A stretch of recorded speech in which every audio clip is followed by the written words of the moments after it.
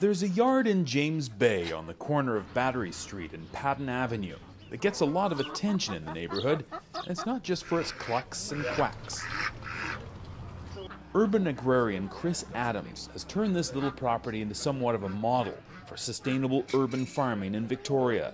And that's why being on public view like this is so much fun, because it starts a conversation almost every moment of the time we're out here with people as they come past. Moving along, it's a little bit late this year. The spring is coming a little bit later, I think. A seeds and cold frame workshop was held here recently, organized by the Slow Food Vancouver Island and Gulf Islands. First, a tour. We have our chickens. We have 10 chickens in total, including the 2 of Christine's right here. Mixed breed chickens as well as thoroughbreds, and on the other side of the house, Welsh Harlequin ducks.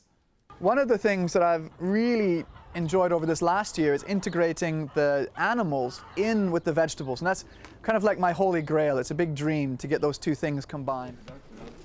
Across the street on a separate property is Chris's greenhouse and beehive. When we talk about bees here, one of the most important things anybody can do, and it doesn't matter if you've got a really small balcony, is to have a home for mason bees or some of the other native bees. And we're still on time to start an early cauliflower.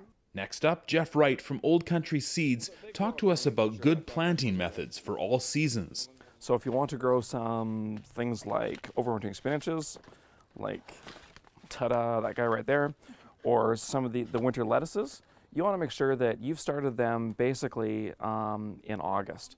Then it's on to cold frames. Recycled material like old bits of plexiglass or window panes come in handy, and Chris and Jeff give a hands-on demonstration of easy-to-assemble floating row covers designed to keep pests away and raise the temperature for young, vulnerable plants.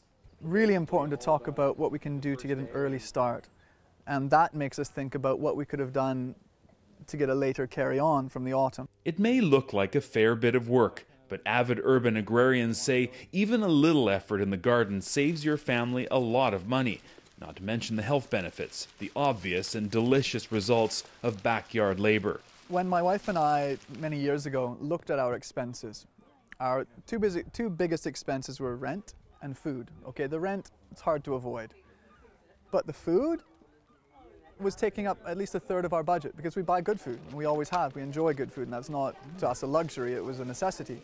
And so when we look at how much money we were spending on food, to actually grow more of our own food meant that we had to work less. It's pretty incredible what you can do with, anywhere from a 10 by 10 plot up to, a garden like Chris's here.